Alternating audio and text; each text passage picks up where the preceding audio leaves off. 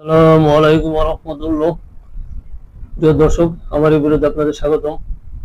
দর্শক, প্রথম আলো পত্রিকার রিপোর্ট অনুযায়ী ঢাকা জাতিসংঘের মানবাধিকার কার্যালয় প্রতিষ্ঠিত হতে দেব না মামুনুল হক।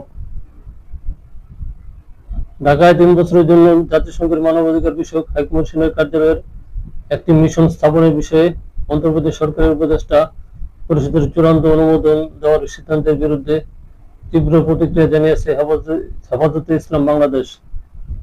সংগঠনটির যুগ্ম সচিব ও ঢাকা মহানগরীর সেক্রেটারি মাওলানা মামুনুল হক বলেছেন, গত 16 বছরে ঘটে যাওয়া বিচারপতি হত্যাকাণ্ড, গুম ও খুনের বিচার নিশ্চিত না করে এখন আন্তর্জাতিক সংস্থাগুলোর জন্য দরজা খুলে দেওয়া মানে অপরাধীদের দায় মুক্তি ও জনগণের প্রতি অবিচার। খাল কেটে কমিনার অধিকার সরকারকে কেউ দেয়নি। এই মানবাধিকার কার্যালয় ঢাকা প্রতিষ্ঠিত হতে দেবেন না তারা। আজ শুক্রবার জুমার নামাজের পর জাতীয় মসজিদ বাইতুল মোকাররমের উত্তর ফটকে এক প্রতিবাদ সমাবেশে সভাপতির এক বক্তব্যে মামুনুল হক এ কথাগুলো বলেন। তিনি হুঁশিয়ারি দিয়ে বলেছেন, অন্তর্বর্তী সরকার যদি জাতিসংঘের মানবাধিকার কার্যালয় স্থাপনের অনুমোদন দেওয়ার সিদ্ধান্ত থেকে অবিলম্বে সরে না আসে, তাহলে হেফাজতে ইসলাম সারা দেশে তীব্র আন্দোলনের ডাক দিতে বাধ্য হবে।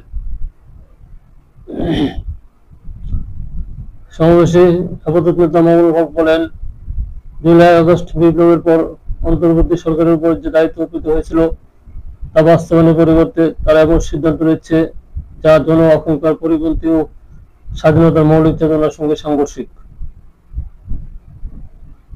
সরকারকে সতর্ক করে মামুনুল হক বলেন, অধ্যাপক মোহাম্মদ ইউনূস